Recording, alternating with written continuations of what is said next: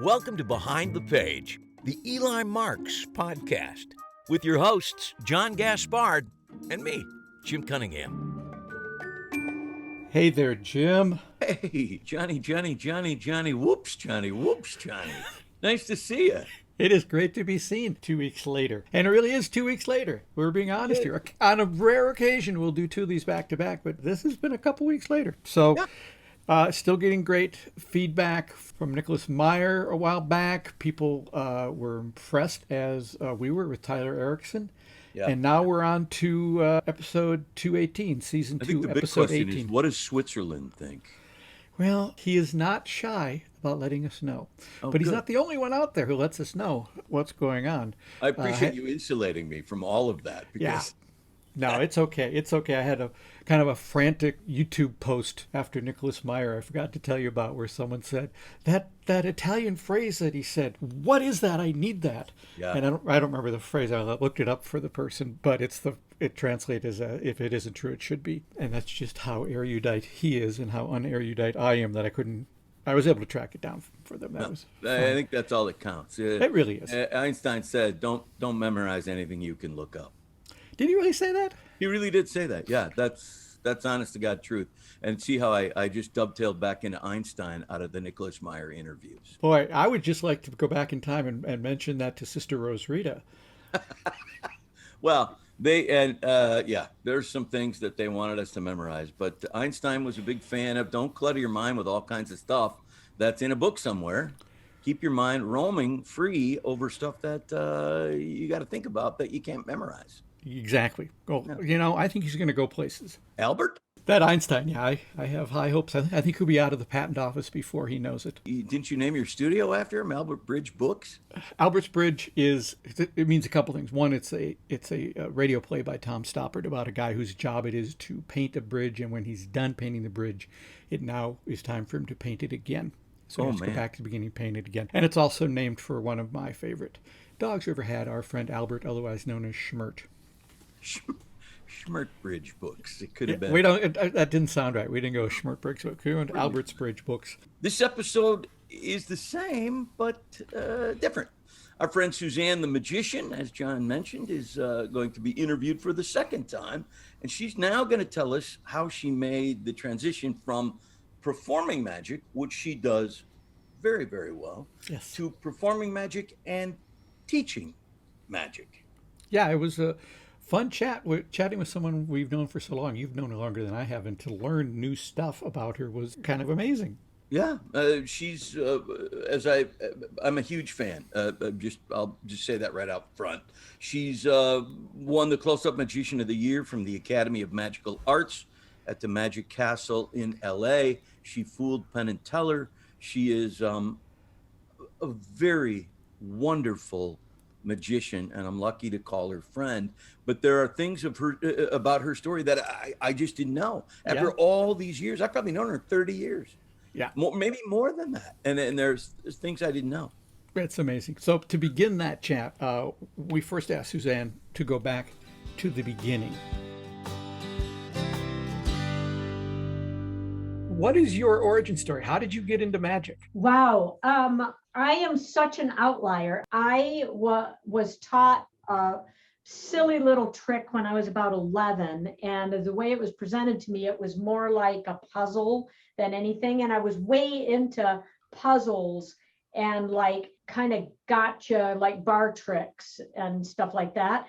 And I grew up in Michigan, and I didn't really have any type of magic influence in the small town in Michigan, Battle Creek, Michigan, where I grew up. And so I didn't think of in terms of being a magician, but I became a computer programmer, which is all about puzzles, right? So I did that. That's what I went to college for, and that's what I did for my job. And then I moved to Minneapolis. And when I was in Minneapolis, I hardly knew anybody except for the people that I worked with and the guy that I was dating at the time. And he was in a band all the time, so he was gone. And I got on a Commodore 64. Do you remember those computers, the Commodore 64s? Oh, yeah. And they had the Commodore 64 had this platform that you could get on. It's a gaming platform. Makes me think of like Fortnite or something like that. It wasn't like that. As you could dial up and you would play games like backgammon and checkers and chess and stuff like that with people. So picture this. Here's this young computer programmer chick in Minneapolis waiting in line to play backgammon with somebody. And then there's this guy in Boston waiting to play backgammon with somebody. We meet up, we play backgammon. So it's like fate or something. I don't believe in fate, but let's say fate. He's asking me, oh, by the way, I'm kicking his butt in backgammon. Sidebar. Had to get that in. So he asked me, type chatting, what do you do for a living? And I said, I'm a computer programmer. And I said, what do you do for a living? And he said, I'm a professional magician. Wow. And I went, well, isn't that kind of cool? I used to do some little card tricks when I was a kid. And he said, well, I happen to be the president of the Magic Club here in Boston. I can give you the name. This is the SAM Magic Club. I'll give you the name of the president of the SAM in Minneapolis, and you could go to a meeting. Huh. And I went, oh, that sounds kind of cool. That'd be a way for me to like socialize with people. So he gives me Jerry Martin's name because Jerry Martin happened to be the president of the Magic Club at the time. And the meeting was at his house in his basement. And, you know, at the beginning of the Magic Club meetings, there's always the business part of the meeting. And then there's the time where everybody is like sitting around doing magic for each other. Well, during the business part, I'm hearing whispers, the master is coming tonight. What? The master never comes to these meetings. Well, I don't know. He called and said he was coming tonight. And I'm thinking, oh my God, the master, some wizard is going to come and it's going to be like this amazing, like flash of smoke. And there's going to be this guy there. Well, it turns out it was Al Schneider, who never comes to these meetings, but he ended up coming. So all of these people are sitting around after the business portion, and I'm watching them do magic, and I'm going, oh, well, that's cool. Oh, that's cool. That's cool. But nothing really triggered me to go, whoa, what the heck was that? Everything was like, I'm not saying I knew how they did it, but it looked like puzzles to me, and that if I worked with it long enough, I'd be able to figure it out. Well, then Al was sitting on the floor, and I went over and sat down on the floor next to him, and he picked up a coin, he put it in his hand, showed the one hand empty, squeezed his hand, showed his other hand empty, and showed the backs of his hands, and my brain went click. And my eyeballs went from being like horizontal to the ground to being like perpendicular. And I swear I must have looked like a dog that somebody did a trick for with my head sideways, because everything was sideways. And I said, oh my goodness, would you teach me? And he said, that's why I came tonight. Wow. Talk about fate. And then I trained with him for 3 months. He would not let me move on from one trick to the next trick until I had it perfect. I had to have it perfect before he would move on to the next thing. Then after 3 months, I said, well, I've done all these 4 magic tricks for all the people that I know, and they're getting sick of them. What do I do now? And he said, I don't know, go get a restaurant. And then I went, oh, okay. I don't know how to do this. So I just went, okay, well, what restaurants could I do this with? And I called a bunch of ground rounds, because ground rounds had clowns. So they'd probably want a magician. And I interviewed with 10 of them. And when I got 2 gigs, I got a gig at one for Friday night and a gig at another for Saturday night. I went, well, that's all I'm going to be able to do anyway, because I'm a computer programmer during the day. And Friday night and Saturday night is when my then boyfriend, now husband, was gigging in his band. So I got 4 hours of practice at each restaurant. So 8 hours of practice a week. And then I met Eugene 3 months after that and got another gig. So, you know, as long as we've known each other, and it's quite a while, I've never heard that story. I never told you that. Oh, no, I knew you worked with Al Schneider, but I had never heard this origin story. So consider me blown away. Oh, wow. Okay. So what was his style like when it came to teaching you? Al, oh, he was brutal. In a good way, brutal. Yeah, he was brutal, and I don't know how I did it because he would yell at me, and I don't know how. I must have just wanted it bad enough because he would teach me to do to vanish a coin. You'd have to go a coin and really throw it in your hand, drop one hand to the table, turn the other hand over, and feel the coin inside your hand. And he'd go, again. And then you'd have to do it again. And he'd go, again. And then you do it again. And he'd go, change that one part, change that one part. And all I was going for was him screaming, yes. Otherwise, you're getting no, no, no, no, you're doing it wrong. You're doing it wrong. And who excels that way? Apparently you. Apparently. Yeah, because you are a phenomenal magician. Oh, thank A you. fooler of Penn and Teller, and a delight to watch on stage. So you could say what you want about that technique of training, but it must have worked because you're terrific. Well, thank you. It seemed to work with me at the time, and I don't know if I would be able to put up with it now Yeah. but he was brutal, and I was just craving that yes. So if he gave me a no, it pushed me harder, and I think he would have gotten angry with me if I hadn't have practiced. So like I have quite a few students who don't practice, and they get together with me because they just want to talk magic. And that's okay. If you want to pay me $50 to $100 an hour, because depending upon where you are and what your finances are, that's what I charge, $50 to $100 an hour. If you want to get together with me and just chat magic, that's fine. But if you really want to get something done, like I have one student in New Jersey who just sent me an email that said, I auditioned for the Magic Castle and I got it. And it's because you helped me. So I get together with him every other week, and he works his butt off. I can tell he videos himself and he works his butt off. But some of my other students are like, yeah, they just want to get together and talk magic. That's fine. So after working with Al for 3 months and now you're doing ground round gigs, at what point did you make the leap from I'm no longer a computer programmer and I'm going to do this full time? I met Eugene Berger, and from the ground round, I was only getting little kids' birthday parties, and you couldn't get enough money for little kids' birthday parties to really make anything. And so Eugene was talking about switching from little kids' birthday parties over to corporate. And he said the way to do that is to get an upscale restaurant that's like just adults go to. And I think in the last podcast that I was in, I talked about Eugene giving me the name of Toby, who was the head chef manager at the American Cafe.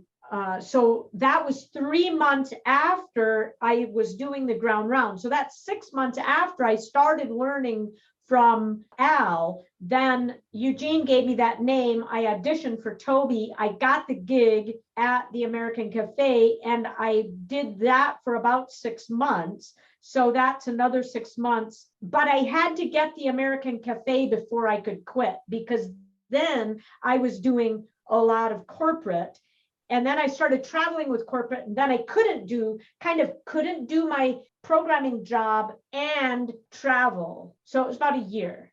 Well, that's, I think that's remarkable to go from a complete career shift in a year in a creative field. If you were moving from computer programming, let's say, to real estate sales, but you're not. I mean, you're talking about learning a skill set like magic, which I think is very demanding. And to go from zero to corporate travel as a magician in a year is, I think, any magician that we've ever talked to would say that's remarkable. And sometimes it throws my head back a little bit, because I have to work with the little parts of me who don't think I'm worthy, because I mean, everybody has those little parts of them who go, oh, well, I'm not worthy. You then just look at your Penn and Teller Fool Us trophy for a second and go, oh, no, wait, it's okay. I can do Are you kidding? Are you kidding, Jim? Because I look at that and then I read the comments that come up on my YouTube channel, that I review all of the comments and don't allow crappy comments on my YouTube channel, but the ones, oh, she only got that because she's a girl, or oh, she only got that because in the beginning of the thing she had cancer and I get that all the time. And so that plays on my I'm not worthy. And the reason that I think that I'm not worthy is because it wasn't hard for me. Yeah. And I think that people believe, I don't know where we got the belief that we have to suffer for our art. And I did not suffer. I was fortunate to be in the right place at the right time, ask the right people the right questions, doors were open, and I came into this life with a certain drive. And so because of all of that together, it was like throwing everything into a pot and making the perfect soup, but you didn't have to try for it. And so a lot of what I got, at least what it seems like I got, is that I didn't do any work, but it doesn't feel like I did the work because it was fun. But you definitely did the work. Oh, I did the work, and I have to keep reminding myself that I did the work. I would practice when Al was teaching me. I think he would have got mad if I didn't practice, and I would come home from my programming job and I would practice for 3 hours a day. Yeah. If you weren't getting yeses from him, if you were only getting no's, that's how you know you must have been practicing, because he gave you yeses. Right. Well, not very often. Well, enough to keep you going. And I heard Yeah. something recently, I don't remember where it was, that someone said the only people who don't have imposter syndrome are actual imposters. I love that. That it just comes with the territory. So don't worry about that. In your description of being taught by Al, that's work right there. I mean, you're doing the work. I don't think you could be taught by somebody as renowned and as exacting as Al Schneider if you didn't do. I mean, I think he would have tired of you rather quickly if he didn't sense that you really wanted to do the work and were doing the work. Right. Yeah. He just said, thanks for everything, but I'm not interested anymore. He might have still wanted the money, but. Who needs money? It's just dirty paper. So let's talk about the transition then from full-time professional magician to occasional magic teacher. Didn't Eugene Berger push you a little bit toward teaching? Yeah. Well, yes. I had gone to Chicago to work Magic Chicago. It was before the Chicago Magic Lounge. So as Magic Chicago was monthly. Oh, in fact, what we're kind of basing Sunday Night Magic around. So they would do a monthly performance where they would bring in outside magicians, have them lecture in town, and then some of the local magicians would perform. So it's kind of the same thing that we're doing. And Eugene liked to be on the bill with me, which I thought was lovely. And I was very honored that he wanted to be on the bill with me. So we did this one performance together, and then I was staying in his building in one of the rooms that they would rent out to the outside people. And I went up to his apartment with him, and he started talking about, and I think about this, I think he knew that he didn't have much more time left. And he said, if I could do it right, Suzanne, I believe that it is time that you become the sage. Mm. And I said, what you talking about? And he said, well, I am not going to be around forever, you know. And I believe it is time that you start being the sage. I want you to be like the next or whatever. And I went, no, I'm still in trickster, dude, because Eugene taught you there's 4 phases to your magic development. There's trickster, there's sorcerer, there's oracle, and there's sage. And I thought I was still in trickster. And he said, you're already there, Suzanne. You're already there. To sage that I just had not embraced it yet. So he said that, and I turned him down. And I said, I don't want that. I don't want that position. And he just went, well, fine. Or, he wasn't going to like make me, but he did say, you need to start taking on students. So I took it a little bit more seriously when he said it, instead of just going, I'll take them when I can get them. I'll take students. So anybody out there who wants to be a student of mine, yeah, just contact me and I'll do it. But I'm not going to chase people to teach them. Jim, I interrupted you. You had a question. Yeah, I want to just talk about typical students. If there is such a thing as a typical student that you teach, or you mentioned the gamut there, from people who want to just pay you to chat magic, and then people who really work at it and end up at the Magic Castle. Is there something you could describe as a typical magic student of yours? The typical magic student wants to learn a specific thing, like they like my blank card trick to card to pocket transition. They like that. Some people only want to learn cups and balls from me. Some people want to learn a specific move. Like, for instance, they like my top change. They want to learn that. Some people just want to know, how do I not get hecklers? And so we'll talk about me, and that might only be one lesson that they sit and pick my brain about, or one or two lessons about how come I don't get hecklers. So it really depends upon like the skill level of the person. The one guy who just got his audition for the Magic Castle and was accepted as a magician member, he has been doing magic since he was like 8. And he started out just doing kid shows and like blue and gold banquets in schools and stuff like that, but he wanted to start doing more corporate, and he wanted to learn that, and that's what he wanted to have for his audition. So it really runs the gamut.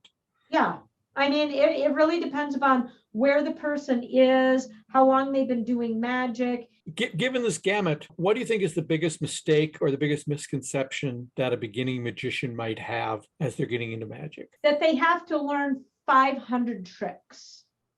You need one trick, do it well. That's the only thing you focus on, is that one trick. That's it. When you get that, then you get another trick, and that's all you focus on. That's it. That's kind of an Al Schneider way of teaching, right? I mean, Yep. that's what he taught you, is that we're not moving on. And Eugene was a big proponent of that too. Yep. And so was Di Vernon a big proponent of that. When I went out and worked at the Magic Castle the first time in '88, I asked him, what if you could only give one piece of advice, what would that advice be? And he said, only learn one trick at a time and don't move on until you have it. And I 100% agree with that counsel. So let me just make this more kind of global, I guess. What are magicians doing wrong? Oh, goodness, where do I start? Okay, other than trying to learn absolutely every single trick in the book and buying all sorts of props and gimmicks and tossing them in their drawer, because they'll buy it and they'll go, that's crap. And then they toss it in their drawer, and then they don't understand why they bought it in the first place. So they think that the more stuff I have, the more knowledge I have, the more books I have, the more YouTube videos that I watch, the more. That's magic hoarding. That's all that is. And if you're hoarding magic, you're not really learning anything. You're just stuffing your brain full of all sorts of superfluous stuff. And I'm not going to say they're doing it wrong. I'm going to say they're doing it inefficiently. But it's interesting, because that idea of I must amass all these different things before I really become the thing I want to be is true. I have found in people who are writing novels. Yep. Is I'm going to take 1,000,000 classes before I put a word on paper. It was true back when I was writing screenplays. I ran into people all the time who said, I'm not ready to write my screenplay. I have to read another book. I have to take another class. I have to spend another $500 on something or other before I can start it. And the truth is, you don't really need any of that. I remember we talked to Morgan and West last year, and Morgan and West are very successful professional magicians who learned exactly what they needed to learn and kind of make a point of not really learning anymore. But Right, they right. said, I don't know any new card tricks. I would never learn another. I don't need another card trick. The Right. card tricks I have are the ones I use. I don't need any more. Right. When I teach at conventions, the most common question that I always get at a convention or a lecture is, "What are you working on now?" I'm trading my horse. We're remodeling our bathroom. What do you mean? What am I working on now? You mean another trick? I don't need another trick. You learn one trick and you learn it so that your body knows it. Because once your body knows it, the physicality of it, the timing of it, the breath of it, the what you expect to get from your audience from it, that leaves you, your mental side is now open to play and to riff off whatever they say. So it makes it look like ad-libbing. So it's kind of like when you're learning to drive. When you first are learning to drive, you need to be able to steer, keep the correct speed. If you're doing with a stick shift car, know how to shift and not run off the road and not hit anything. And when you're learning, that's terrifying. But now that I've been driving for feels like longer than I've been alive, I don't even think about it. And I can be talking on the phone and see something that I have to avoid in the road and not hit anything because my body already knows what to do. So you've got to get it so that your body knows what to do to give your brain the room to play. And I want to just circle back because I'm a guy who likes to collect secrets and collect magic, and I seldom perform magic. The stuff that I perform, I learned so that I could perform it. And we quote this all the time about Eugene saying, and he was the first person to say it to me, is that, if not everybody needs to be a performer. You can love magic and collect it and read about it and go see it and never feel like you have to perform it. Right. That's a viable room in the House of Magic. Collector. Right. Aficionado or fan, all of that is acceptable. I think the idea of wanting to be on stage as a performer is where the distinction lies. There are certain steps that need to be taken before I want to inflict magic on an audience. That's an interesting way to put that, Jim. Well, that is why I wanted to shift the word when you said, what are they doing wrong? I don't want it to be about right or wrong or good or bad, that black and white part. Some people do really like to collect magic. They go, oh man, that looks really cool. I wonder how it works. I'll pay money to find out how that works. And they buy the prop and then they go, oh, that's how that works. That's cool. That was worth the $20 that I spent, whatever, and I'll put it in a drawer and never touch it again. That's a perfectly valid thing to do. And at the same time, if you want to be a performer, that's inefficient to learn your magic that way, I think, because you're just collecting and collecting and collecting. You're not focused on working on it. Now, I could be very wrong. What if you collect and collect and collect and then find a thing that goes like, oh man, I could really put that in something. So it's a way, it is a way to You're do going it. across the hall into another room of magic at that Right, point. exactly. You're allowed to move from room to room. Right. Yeah, I don't think any way to learn magic is wrong, but I will say it is not loving to perform magic and treat your audience participants like the butt of the joke or a prop or something like that. I'm not even going to say that that's wrong, but if you want to be a better performer and a performer that people want to be around, you are either loving or not loving. You're either compassionate or not compassionate. neither one of them is wrong. It's just, what result do you want? All right, one last question for you. What has got you excited about magic today? Can it be more than one thing? Sure can. Sure, globally, whatever you want. It can be whatever you want. What gets you charged up right now? Are there performers out there you like? Is there what is it? I am really excited about the fact that more magicians are seeing the value of compassion, seeing the value of putting compassion in their shows, because I just kind of naturally was there. I'm going to theorize that women tend to be more yin and men tend to be more yang. The yin is holding a container for something to happen, and yang is doing the thing. So yang is more aggressive and pushy, and yin is more holding a space. So I was more natural yin anyway. So a compassion in my magic was natural to me.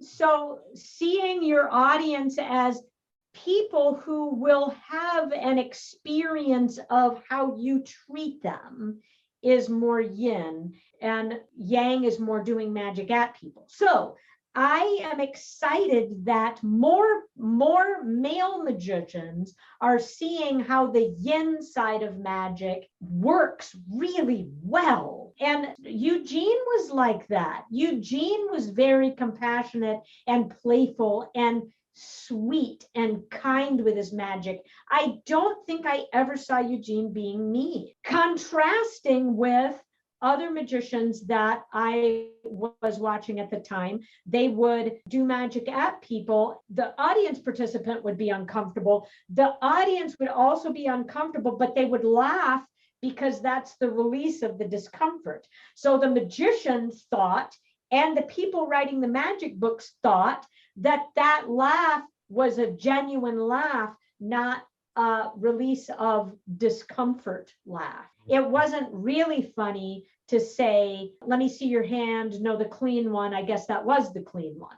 That's not really funny, but the audience would laugh because bullying behavior gets the audience to laugh. So I'm geeked about that. The other thing that I'm really geeked about is that when I'm teaching magic classes, it used to be one girl, one woman in the class. Now it's getting closer to 50-50. So when I'm doing lectures, it's closer to 50-50. So there's more women, girls, young girls coming up doing magic, and it's a possibility now for them. And I saw no women in magic when I started.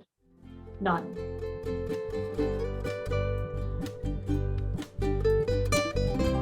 There are, they tell me, a significant more number of women in magic these days, I believe. And it is less of an issue than it was, but it's still an issue. It's still, in fact, Suzanne and I, since we recorded this, have already chatted about, I don't understand why they say, we don't need to book you. We've already booked a female magician for this act. It's like, no, she's not a female magician. She's a magician.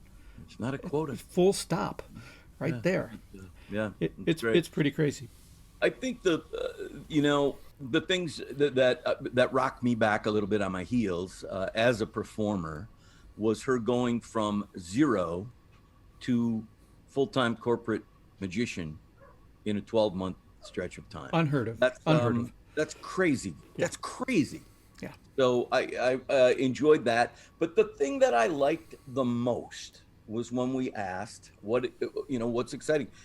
The idea that compassion should be part of what we do as performers, I think, is a very smart, unique take on what you can do to be a better performer, not just magician, but performer. Yeah, and once she said that, if you kind of sorted through your mind, you could go, oh, I can immediately recognize performers who have that sort of compassion, who already are doing that. I would immediately, Derek Hughes would jump to mind.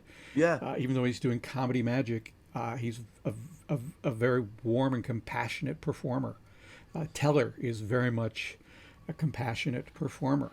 Yeah, one of my favorite performers probably is Arsène, who is a mime, but also a brilliant close-up magician. So when you get him off stage, he can do ambitious card for days. I mean, he can do all kinds of great magic. Very good sleight of hand artist. And we were filming a video that he wanted to distribute. And one of the things that I asked him as the host of the video was, you've got such a unique way of dealing with the audience. What's the secret? And Arsène said, the real secret is to love them. I try to love my audience. I try to understand how fortunate I am to have an audience. And I try to really honor that relationship, which, was a mind blowing kind of thing. And, I think in one of the books, we talk about Howard Thurston, the famous vaudeville magician, jumping up and down saying, I love my audience. I love my audience. I love my audience before he went on stage. Yep. Yep, I think there's even a comment that Eli makes in one of the books about he gets a sense from some performers that they say just the opposite before they walk out on stage. Yeah, and Eugene Berger, before he really became, Eugene Berger as we know him now, had written a pamphlet that he sold at lectures, and one of the things he talked about early on in his work was making the participant the star of your show rather than the stooge of your show. Yep. And when I read that, I was too young to comprehend what he was trying to teach me. But in hindsight, of course, that's what Suzanne is talking about, is having that mindset that these people are not just props to be used and abused and sent back to their seats as schmucks. There's a better way of doing it, a different way of doing it that honors that.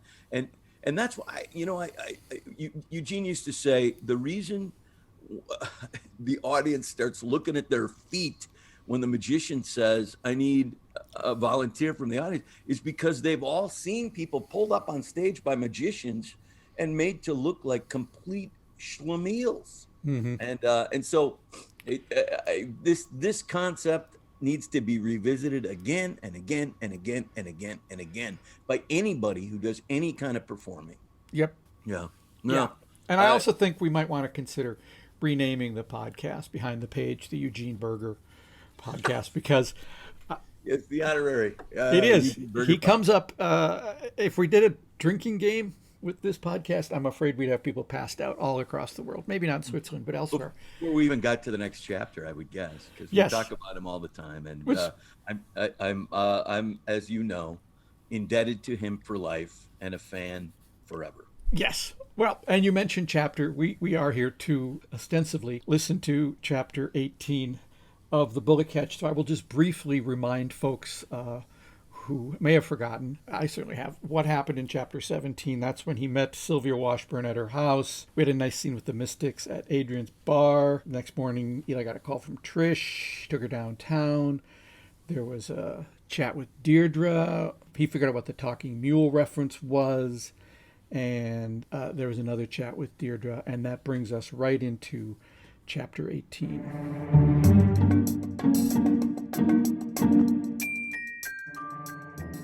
The Bullet Catch, an Eli Marks mystery. Chapter 18. Sylvia Washburn is dead? I repeated my question, even though Deirdre had already answered it once. Yes, last night. One of her maids found her this morning. For a quick moment, I thought how Carmelita had wisely vacated that job at just the right time. How? Where? When? I stopped just short of asking why and who, thinking that was not the path to go down at this moment. We were seated in a small conference room, Trish and I on one side of the table, Deirdre on the other. Homicide Detective Fred Hutton leaned against the wall in his standard glowering golem pose. She drowned in her jacuzzi tub, Deirdre explained. There are no signs of struggle in the bathroom, so we're proceeding under the assumption the death was from natural causes. She turned to Trish. Mrs. LaSalle, were you acquainted with Mrs. Washburn? Only slightly, Trish said quietly. We'd been to their house once or twice. We weren't close. Deirdre made a note of this and then turned to me. And you never met her, right? She asked in passing as she returned to her note-taking. When I didn't answer immediately, she looked up at me. Actually, I said slowly, I met her once. At her house. Last night. This got the attention of Homicide Detective Fred Hutton. He crossed the room and pushed the door closed with his hand. He then sat next to Deirdre at the table and produced his own notepad from his suitcoat pocket. Let's start at the beginning, he said as he flipped open the notebook and clicked his pen. At the very beginning. As interrogations go, I suppose it could have been worse. They quickly decided they needed to separate us, putting Trish in one room and me in another. While she cooled her heels, I related to Deirdre and Homicide Detective Fred Hutton everything that had happened so far. My encounters with Dylan LaSalle at the reunion, my mysterious meeting with Mr. Lime at a house on Lake of the Isles, my phone call with Howard Washburn and subsequent discovery of his body. Deirdre took down the address of Mr. Lime's mansion and then continued with the questioning. I talked about my conversation with Roger Edison and recounted my misadventure with the Washburns' garage before getting to the heart of the matter. And why did you go out to her home? Deirdre asked. Like I said before, I was just trying to figure out the relationship between Howard Washburn and Dylan LaSalle. Homicide Detective Fred Hutton grunted on his side of the table, but a look from Deirdre quickly silenced him. Why is that your concern? Deirdre continued unabated. I was curious, I said, trying to keep any defensiveness out of my voice. Did Mrs. LaSalle ask you to make these inquiries? No, I said. I was looking into this matter on my own. And can we make the assumption Mrs. LaSalle is saying the same thing to Detective Wright in the room across the hall? I can't see any reason why she wouldn't. Deirdre gave me a long look. But you've had no relationship with Mrs. LaSalle since high school, is that correct? It is, and we really didn't have much of a relationship back then. You were acquaintances. That would be putting it strongly. And you reconnected at the reunion? We did. She rolled her eyes and then reached over and shut off the recording device that had been rolling since this official interview had begun. Oh, Eli, what are you doing? I looked around the room. Is that an official question? Did you have a crush on this woman in high school? I'm not sure I should answer that. Oh, I see. The questions about the murders and the muggings and the suicides and the drownings, you'll answer those questions, but you want to take the fifth on whether or not you had a crush on her? I'm not sure it's germane, I finally said. Why don't you let us decide what is and is not germane, she said. And then she reached over and started the recorder again. And where were you last evening between the hours of 8 and 11? I was at Adrian's with Uncle Harry, listening to Mac the Knife.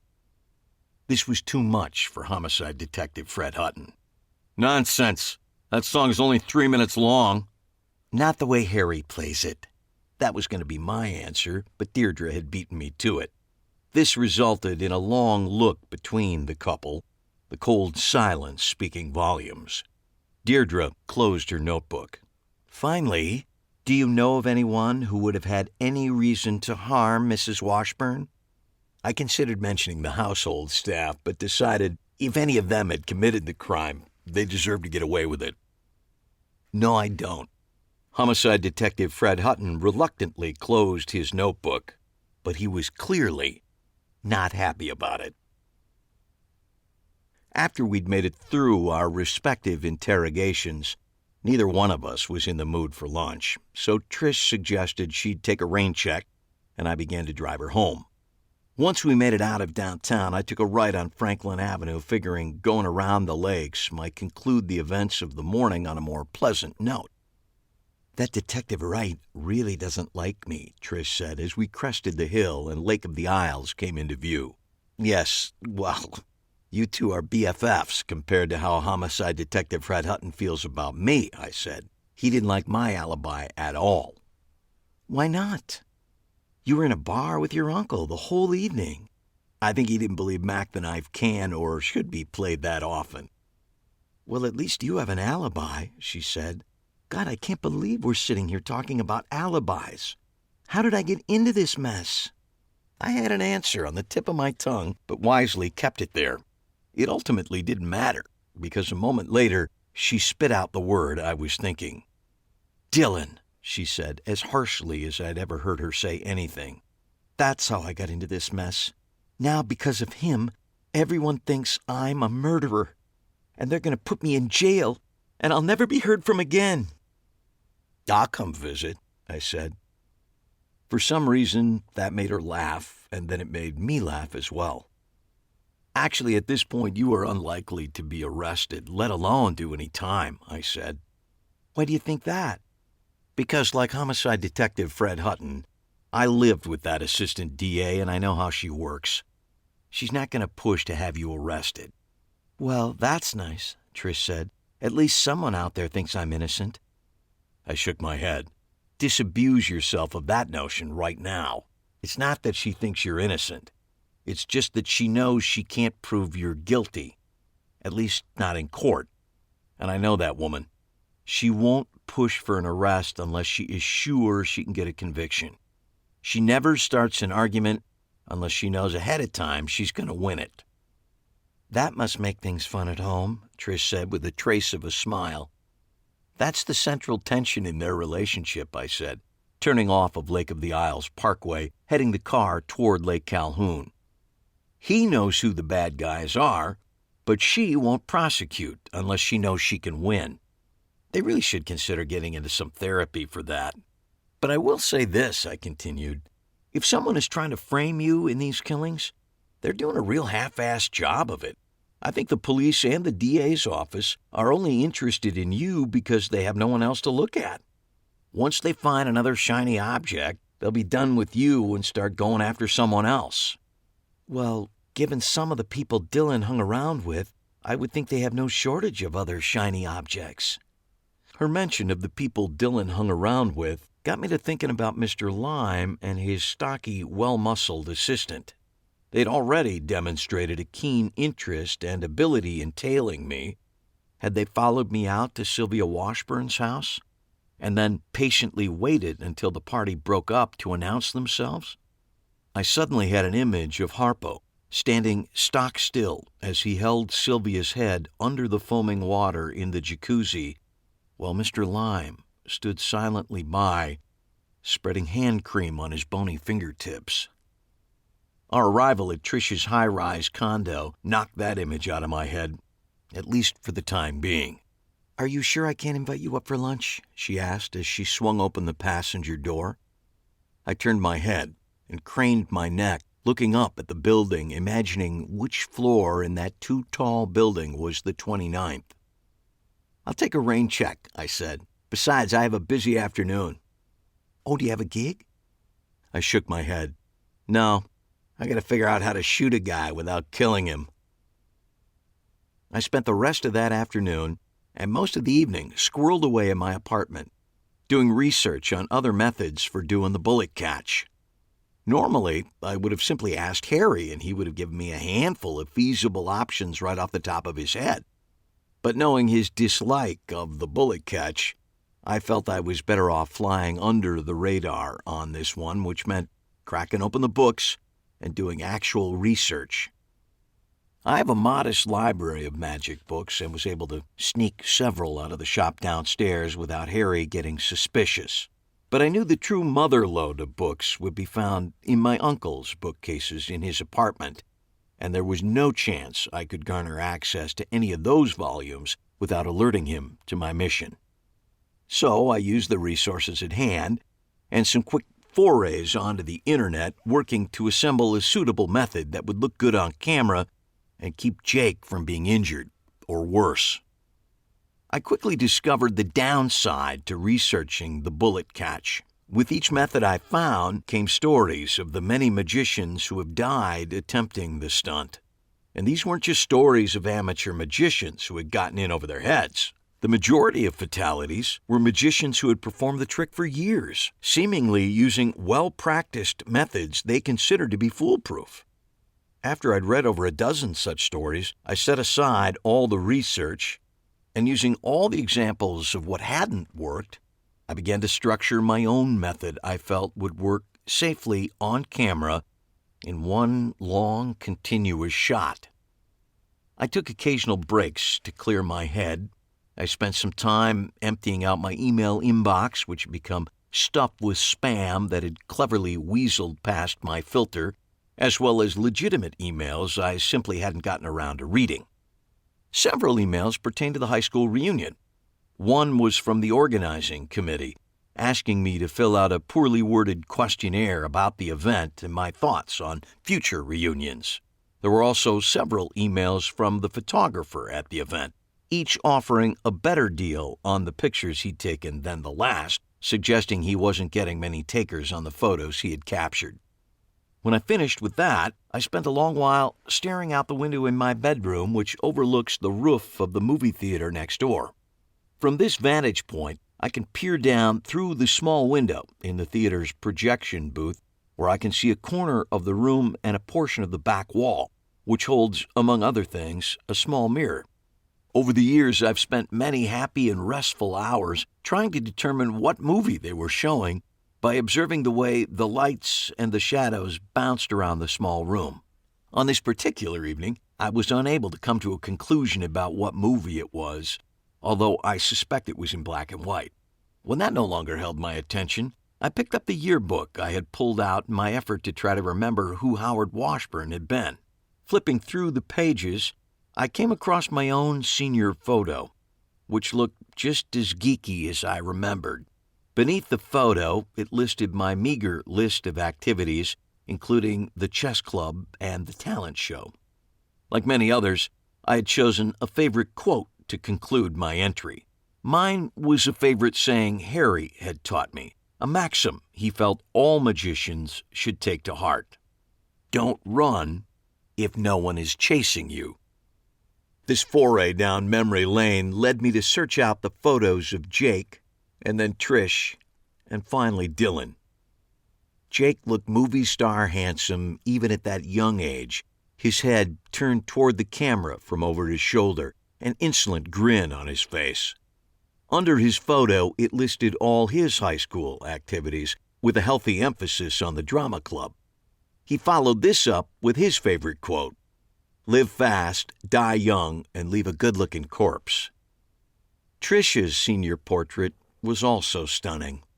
Her clear eyes challenging the camera, her hands folded neatly in front of her. Her list of activities was twice as long as Jake's, and included, in addition to her title as homecoming queen, a long list of all the charitable and service activities she had taken part in. Despite the lengthy list, the yearbook editors were still able to make room for a quote, in this instance attributed to Eleanor Roosevelt. "The future belongs to those who believe in the beauty of their dreams." Finally, I turned to the page that should have held the photo of Dylan LaSalle. His name was listed, but there was an empty space where his photo should have been. In the photo area were the words, "No photo supplied." There were no activities listed under his name, and certainly no insightful quote. I paged through the book for a while and then went back to work on my assignment for the evening, finding a way to keep Jake's high school quote from coming true, at least on the film set tomorrow. It was well past midnight when I set my notes aside and crawled into bed. But sleep was elusive, and when it came, it included repeated images of Harpo pushing Sylvia Washburn under the water, while Mr. Lyme stood by, putting on gloves and smiling that toothy, cadaverous grin of his. It was not a restful night.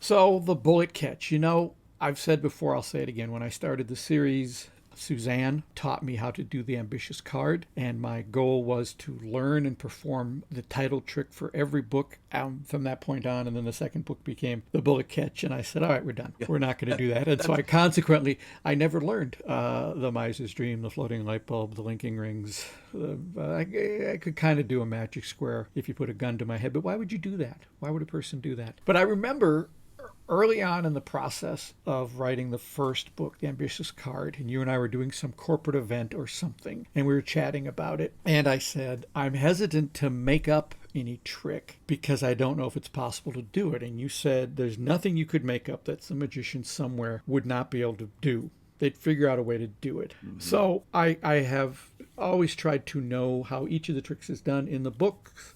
If I don't know the specifics of it, I have a general idea of the method being used, except for the bullet catch. I have no idea what Eli came up with for their version of the bullet catch, nor do I want to know. Sometimes you can just make stuff up, and that's exactly what we did there, and I'm sure Eli came up with a very good way of doing it. I just don't know what it is. No, it's fine. He's a smart magician, that Eli, and he's got good resources. He doesn't have to know everything because he can look it up with Uncle Harry. Just like having Einstein right there. Exactly. All right, our next episode is going to continue our theme of how to build a better magician with someone that we had the great fortune of meeting a couple years back at Sunday Night Magic, a magician and author who I was very excited to meet because I've enjoyed his somewhat critical take on the magic community. And that's magician, author, and magic director John Lovick. Who also goes by the name Handsome Jack. That's his character name, and it's hysterical. Male model. Handsome Jack doing magic. He's it's really great. I'm thrilled to get to talk to him. He's a charmer. He really is, and the lessons that he gives about how he developed the character of Handsome Jack and the act are, I believe he said that magicians should do exactly what he did and don't do anything that he did, because it was sort of a convoluted way that he got there, but it was a very smart way. It was, as you'll hear, he listened to the audience. And the more he listened to the audience, the more he changed the act. And by the end of, I believe it was, again, we're coming up with a year, just like Suzanne became a professional a year. Within the course of a year, he created Handsome Jack out of whole cloth and a pretty good act at the same time. Absolutely. Yeah. So we're lucky about that. And there's all kinds of great stuff in the show notes. John always puts together so many wonderful things. Well, it's only because there's good stuff out there. In this case, because it's Suzanne, we have some video of Suzanne in action. And I should say, I got to see Suzanne in action at a wedding, actually before we recorded the interview. To see her working with lay people and just frying them was fantastic. Anyway, we've got videos of Suzanne in action, including her award-winning performance on Penn and Teller Fool Us, and I believe there's also a video of her cups and balls. Let me just quickly make sure that's in there. So wonderful. Yeah, her cups and balls routine, which is so really, really, really, really good. So check that out, and then make sure you're subscribing so you don't miss John Lovick or the other big fun names. We have a lot of surprises that are going to wrap up season 2. And then we're going to launch into season 3, which will be the same but different.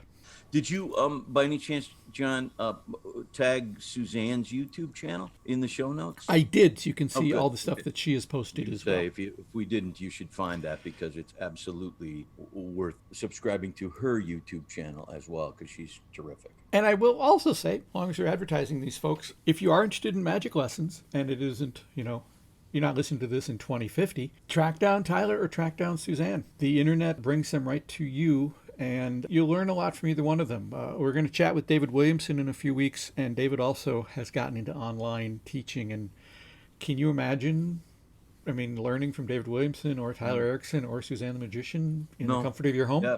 It would be like learning from some of the greats of bygone eras, the Ross Bertrams, I don't want to go as high as Di Vernon, but to get a session with one of those people that you can do without even leaving your home now is such a gift. It's just amazing. It's just amazing. I had to drive all the way to Brooklyn Park. Oh my goodness! To see Suzanne, and that pack a lunch. Yeah, well, we was at a coffee shop, so I was able to get like a bagel with a schmear on it, so it was all fine. It was all fine. Anyway, thanks so much for listening to this episode. We will be back in 2 weeks with the one, the only John Lovick. Take care, everybody. Bye-bye. This has been Behind the Page, the Eli Marks podcast, with your hosts, John Gaspard and Jim Cunningham. Produced by Alberts Bridge Books at Grass Lake Studios. Find this podcast and all the books in the Eli Marks series at elimarksmysteries.com. That's ELIMARKS Mysteries.com. And thanks for listening.